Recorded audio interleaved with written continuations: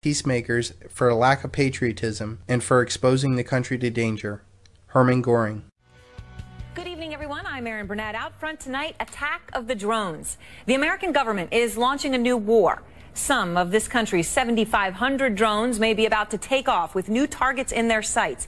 Today, Niger's ambassador to the United States tells CNN his government has agreed to allow the American military to place drones in his country in an effort to gather intelligence on neighboring Mali, Algeria, and Libya, 3 spots where we've seen a recent explosion and al-Qaeda-linked attacks on Americans.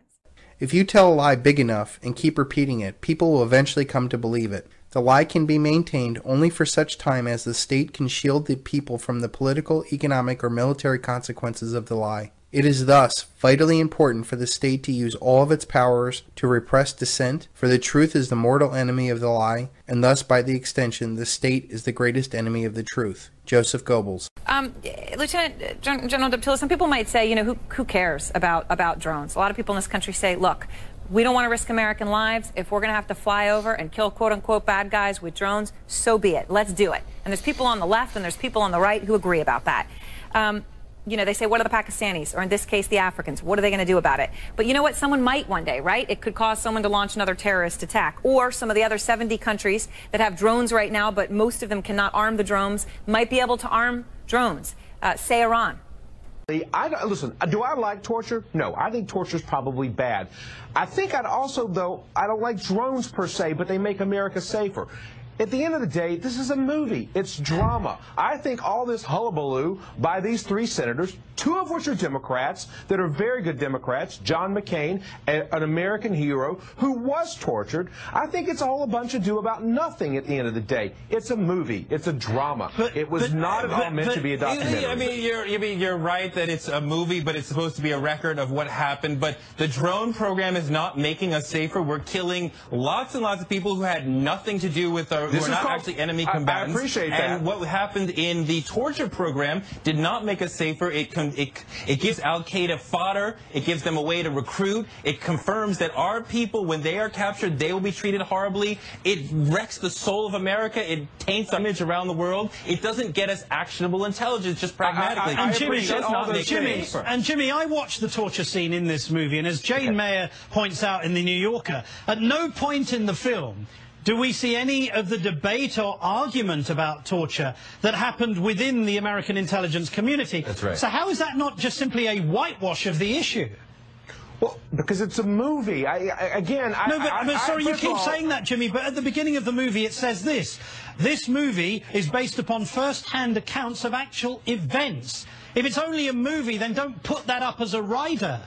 But I think the movie is saying that it isn't right. That's my point. I don't think that. Listen, I go see Harry Potter movies. That doesn't mean that everything in there. Stop it, Jimmy. Harry Potter has no place in this conversation. Harry Potter is a fantastical movie from J.K. Rowling's imagination. Torre, let me just say this. At the end of the day, we're at war with people that killed 3,000 people on 9/11, that killed people in our embassies and in our diplomatic security places. At the end of the day, I don't give a damn how our American government keeps America safer. I just want them to do it, and I don't want to know about it. But and by the way, I think I'm in the majority of American people. But do you want us to be safer, or do you want to feel good beating people up? Because those are the two choices.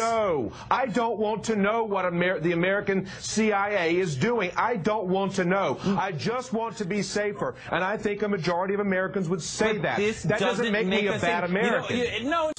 We are an empire now, and when we act, we create our own reality. And while you're studying that reality judiciously as you will, we will act again, creating other new realities, which you can study too, and that's how things are going to sort out. We're history's actors, and you, all of you, will just be left to study what we do. Karl Rove.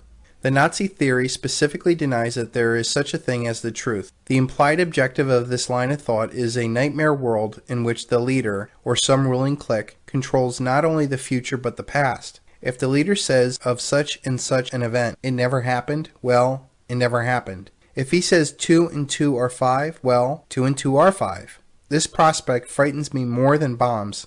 George Orwell. The Air Force and the Army all send troops to, say, Somalia for 100 days each. I'm going to call that 4 times 100 equals 400 cumulative combined crisis response days from the services.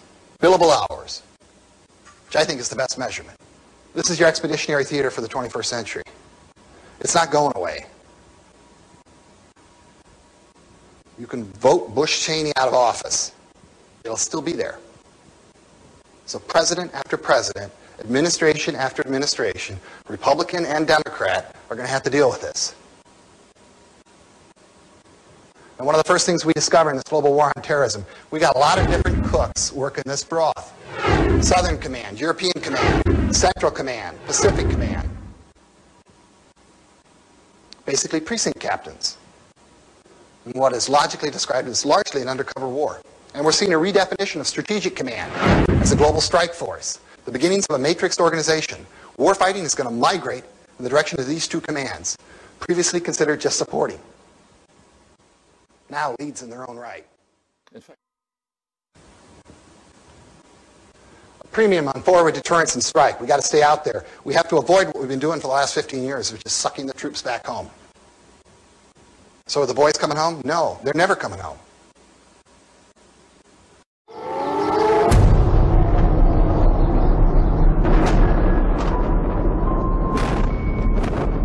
On March 19, 2003, the U.S. and its allies went to war against the Iraqi strongman Saddam Hussein.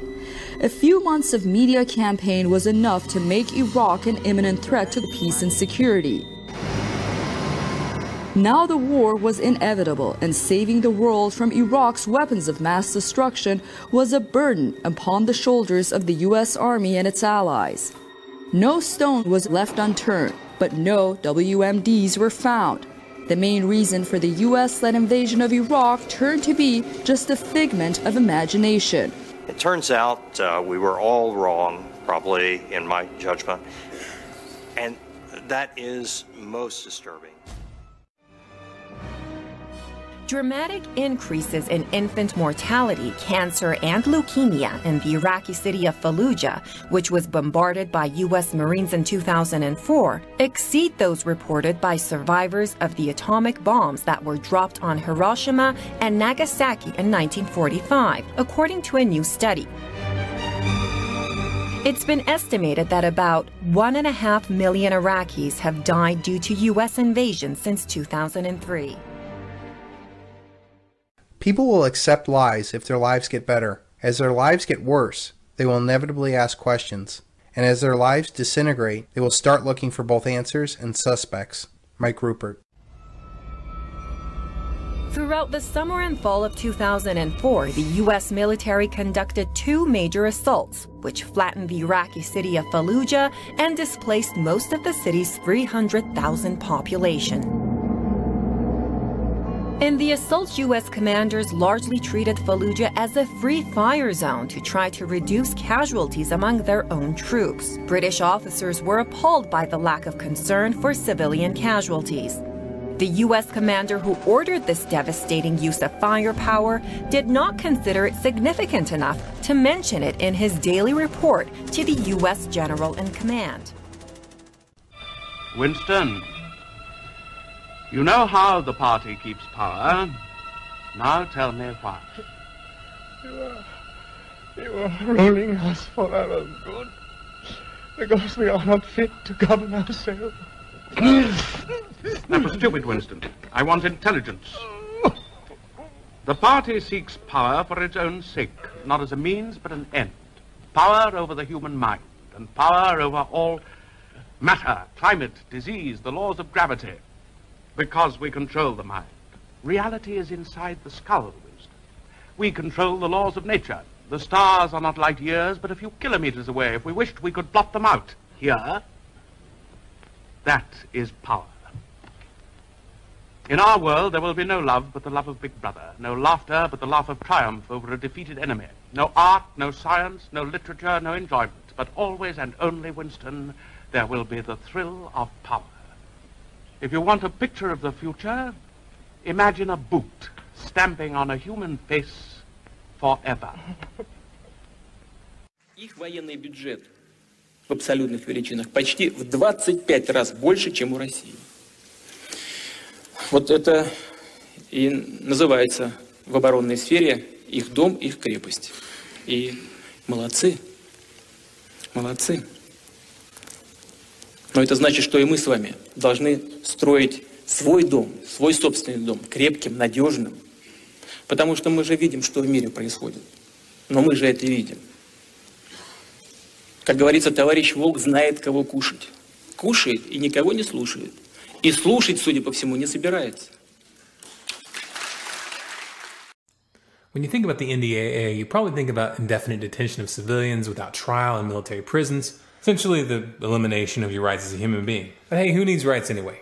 Believe it or not, though, that's not the most scary thing in this document. Section 1063 of the National Defense Authorization Act of 2013 is titled, Report on the Capability of Conventional and Nuclear Forces Against Certain Tunnel Sites. This section directs the commander of the U.S. Strategic Command to prepare a report assessing the capability of the U.S. military to destroy a network of tunnels in China and the, quote, known hardened and deeply buried sites of foreign nations using conventional or nuclear forces. Now, what's important to realize here is that releasing such a statement publicly in a document that can easily be downloaded by China and other governments, this has to be interpreted as a provocation. But why would anyone want to make a nuclear-armed country nervous like this unless they're actually trying to set off a war? As hard as that concept may be to fathom, that's exactly what's at stake here. Well, starting off this hour, Australia is rolling out the red carpet for 200 U.S. Marines that arrived today. They are the first of the 2,500 soldiers expected in Darwin. The troops will be rotating in and out of the region every 6 months or so as part of an agreement by President Obama and Prime Minister Julia Gillard back in November. It's the latest move by the U.S. military to amp up its presence in the region and a major shift on the global geopolitical chessboard. The U.S., of course, has no issues with Australia. President Obama even went as far as to call the country one of America's closest allies. This does, however, demonstrate an ever-increasing American interest in the Pacific, but many are questioning the exact motives behind the move, and none are more critical than China. Dr. Pak Nung-Wan explains why China is concerned about the developments. I think the situation now has already caught the attention of the Chinese Communist Party in